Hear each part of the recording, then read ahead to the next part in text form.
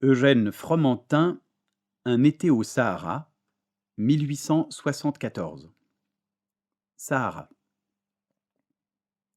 Les Sahariens adorent leur pays et, pour ma part, je serais bien prêt de justifier un sentiment si passionné, surtout quand s'y mêle l'attachement au sol natal. Les étrangers, ceux du Nord, en font au contraire un pays redoutable, où l'on meurt de nostalgie quand ce n'est pas de chaleur ou de soif. Quelques-uns s'étonnent de m'y voir, et presque unanimement.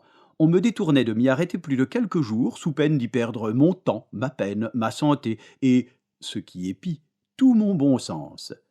Au demeurant, ce pays, très simple et très beau, est peu propre à charmer, je l'avoue, mais si je ne me trompe, il est aussi capable d'émouvoir fortement que n'importe quelle contrée du monde.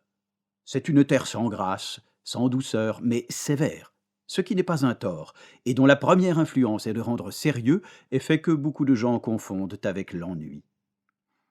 De courtes aurores, des midis plus longs, plus pesants qu'ailleurs, presque pas de crépuscule, quelquefois une expansion soudaine de lumière et de chaleur, des vents brûlants qui donnent momentanément au paysage une physionomie menaçante et qui peuvent produire alors des sensations accablantes, mais plus ordinairement une immobilité radieuse, la fixité un peu morne du beau temps, enfin une sorte d'impassibilité qui, du ciel, semble être descendue dans les choses, et des choses avoir passé dans les visages.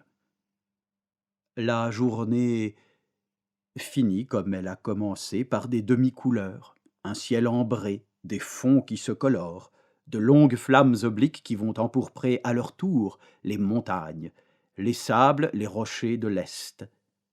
L'ombre s'empare du côté du pays que la chaleur a fatigué pendant l'autre moitié du jour. Tout semble un peu soulagé. Les moineaux et les tourterelles se mettent à chanter dans les palmiers. Il se fait comme un mouvement de résurrection dans la ville. On voit des gens qui se montrent sur les terrasses et viennent secouer les claies. On entend des voix d'animaux sur les places, des chevaux qu'on mène boire et qui hennissent, des chameaux qui beuglent. Le désert ressemble à une plaque d'or. Le soleil descend sur des montagnes violettes et la nuit s'apprête à venir. C'est une sorte de clarté intérieure qui demeure après le soir venu et se réfracte encore à travers mon sommeil. Je ne cesse pas de rêver lumière.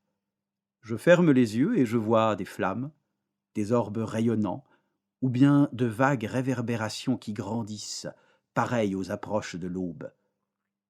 Cette perception du jour, même en l'absence du soleil, ce repos transparent traversé de lueurs comme les nuits d'été le sont de météores, ce cauchemar singulier qui ne m'accorde aucun moment d'obscurité, tout cela ressemble beaucoup à la fièvre.